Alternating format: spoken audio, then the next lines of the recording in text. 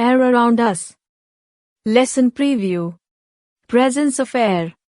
Composition of air. All living things respire. Oxygen cycle. Uses of air. The importance of atmosphere. Air pollution and its control. Air is found everywhere. We all need air to live. But we cannot see it. We can only feel it. Rustling of leaves, swaying of clothes when hanging on clothesline, movement of kite and clouds in the sky, etc. are all made possible due to moving air called wind. When wind blows very strongly, it is called a storm. Storms can uproot trees or even blow off the rooftops. Have you seen a weather vane? It indicates the direction in which the air is moving at that place.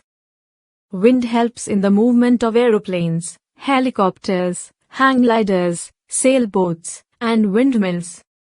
Presence of air. Activity. Take an empty glass.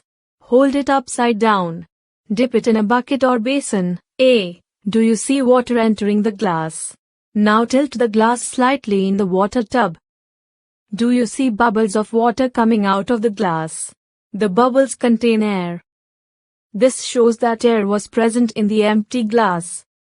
When you turned it upside down, water could not enter the glass as there was no space inside the glass. When the glass was tilted, the air inside the glass escaped out and water could then enter the glass. This activity shows that air occupies space. We cannot see air, though it is present all around us. We can see through it because it is transparent. Our Earth is surrounded by a layer of air called the atmosphere. However, the air gets thinner as we go up. This is the reason mountaineers carry oxygen cylinders while climbing high mountains. 99% of air is found up to a height of 30 km above the surface of the Earth. The atmosphere is held in place due to the Earth's gravity. Composition of air. Joseph Priestley discovered oxygen in 1774 and showed that it was a part of air. This led to the conclusion that air is a mixture of many gases, and not just one substance. The main gases present in the air are nitrogen, about 78% by volume, and oxygen, about 21% by volume. The remaining 1% approximately consists of carbon dioxide, helium, argon, water vapor, smoke, and dust particles. Amount of these components vary from place to place. Let us study about the main components in detail. Oxygen. Activity. Take 2 shallow containers. Fix one small candle in each container. Fill the containers with some water. Light both the candles and cover both of them separately with 2 inverted glasses of unequal sizes as shown in the figure. Observe what happens to the burning candles as well as the level of water in the glasses.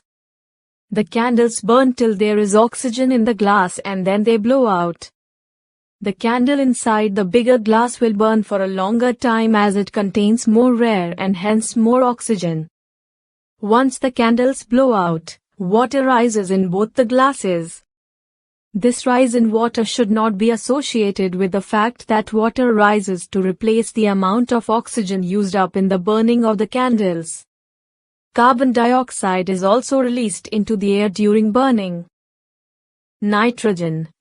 In the above activity, it is seen that a large part of air is still present in the glasses even after the candles stopped burning. This indicates that there is some other gas in the air which does not support burning. This gas is nitrogen. It is 4/5 of the total air. You can remove the glass in the above experiment keeping its mouth closed with a plate. Drop a burning matchstick into it. It gets extinguished. This shows that the remaining 4/5 of the air does not support combustion. Water vapor. Activity. Take a glass of water. Add a few ice cubes to it. Let it stand for some time at room temperature. What do you observe after a few minutes? You will see small drops of water on the outer surface of the glass. This is because of the water vapor present in the air that condenses on the cold surface of the glass and forms these drops of water. As we have already learnt in the previous chapter, water vapor in the air plays an important role in the water cycle. The amount of water vapor in the air is called humidity. It varies from place to place and also from time to time. The level of humidity is the highest in the monsoon season. Coastal cities like Mumbai have higher humidity than interior places like Delhi throughout the year. Carbon dioxide. Air contains 0.03% of carbon dioxide. Human beings and animals take in oxygen and give out carbon dioxide during respiration.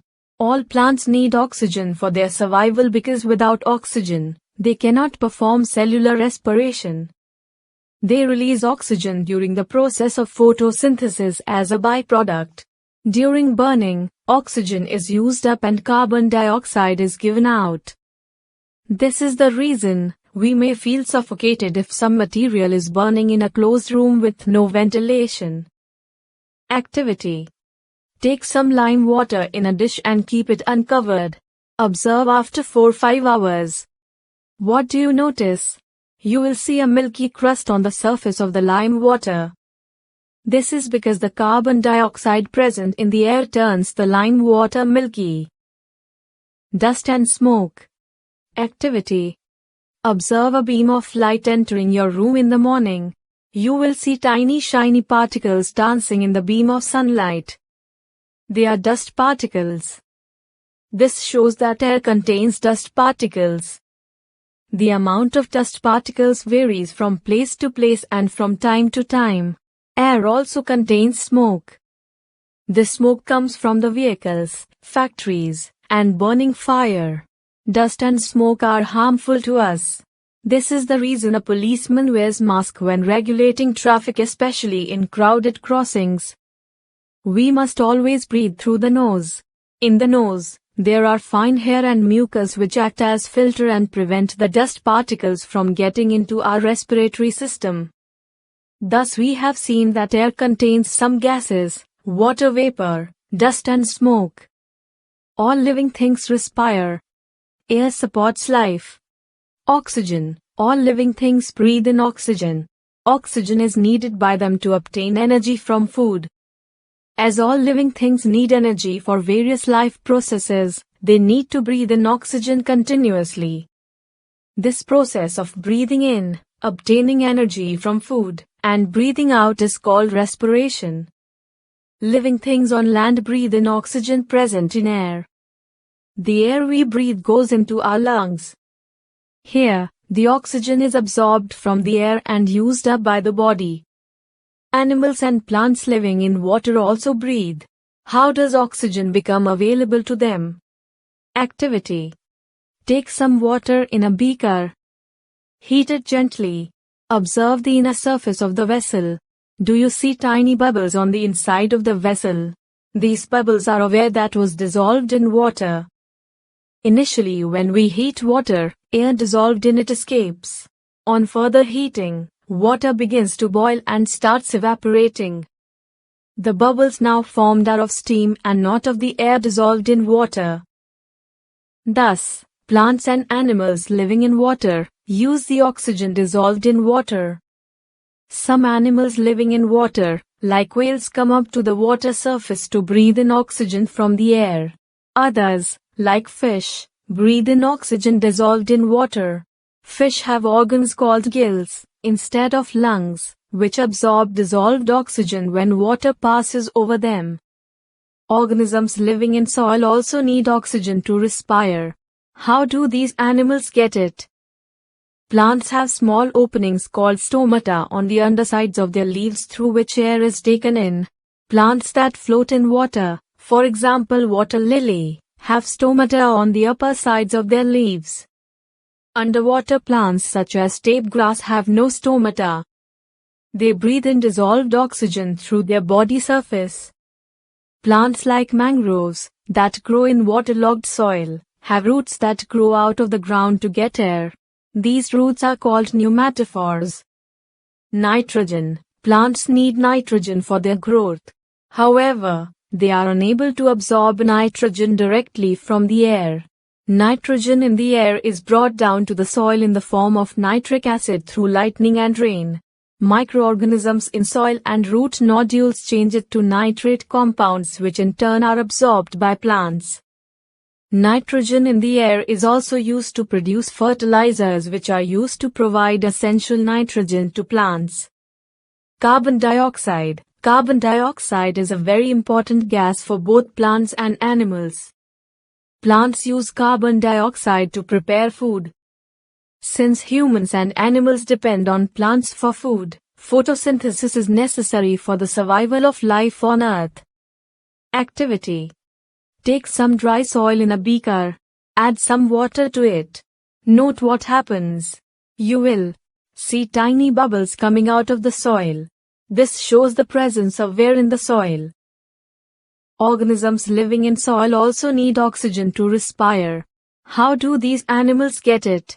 Many animals live in the soil by making burrows and holes deep in the soil. During heavy rains and in rainy season, we see earthworms coming out of the soil. This is because when it rains heavily, water fills up all the spaces occupied by air in the soil. This makes it difficult for them to breathe and they have to come out of their burrows for respiration. Oxygen cycle. How is it that the percentage of oxygen in the air remains the same, though a lot of it gets removed from the air during respiration and combustion? This is because plants produce oxygen during photosynthesis, which is added to air. They also use oxygen for respiration. However, the amount of oxygen produced during photosynthesis is much more than that used up in respiration. The balance of oxygen in the air is maintained by consumption of oxygen through respiration in plants and animals and by its release during photosynthesis. This is called the oxygen cycle. This also shows that plants and animals are interdependent on each other. The oxygen cycle is a delicately balanced process. Large-scale deforestation and excessive burning of fuels can upset this balance and harm all living things. Hence, we need to plant more trees and burn less fuel. Uses of air. Air is useful to us in many ways. Aeroplanes, sailboats, balloons, parachutes, and gliders work in air. Birds, insects, and bats fly due to air. Air helps in the dispersal of seeds. Air helps in the pollination of several flowers. Air helps in winnowing. Air plays an important role in the water cycle. Air is filled in tubes, tiles, and balloons. The wind makes the windmill rotate to draw water from tube wells and also to run flour mills. These days windmills are used to generate electricity. The importance of atmosphere. Atmosphere causes weather changes. When the sun shines brightly, it heats the earth. The air also gets heated. Hot air rises and cold air rushes in to take its place. This is how wind blows. Cyclones and storms occur due to movement of air. The water vapor in the air causes rain and snow to fall. Atmosphere helps to maintain a favorable temperature. The heat and light of the sun falls on the Earth's atmosphere. Some of it is absorbed by the atmosphere, while the rest is reflected back. This prevents the Earth from getting too hot during the day. At night, the heat trapped in the atmosphere prevents the Earth from cooling down too much. The atmosphere, thus, acts like a blanket around the Earth and helps to keep the Earth's surface at the right temperature to sustain life. Ozone layer. The upper atmosphere contains a layer of gas called ozone. Ozone prevents the harmful rays of sun called ultraviolet rays from reaching the Earth's surface. Ultraviolet rays can cause eye defects and skin cancer. Air pollution and its control. Air pollution is the contamination of air by harmful substances called pollutants. The major air pollutants are minute solid particles, dust, smoke, harmful gases such as carbon monoxide, oxides of sulfur and nitrogen. that are given off by combustion of fuels in vehicles, factories, and homes. Air pollution causes various respiratory diseases like asthma and bronchitis. Some ways to control and reduce air pollution are: plant more trees, reuse and recycle waste instead of burning it, use plant and food waste to make compost, use filters in vehicles and factories to stop harmful gases from escaping into the air, reduce burning of fuel as much as possible. Use bicycles and public transport instead of private vehicles as far as possible.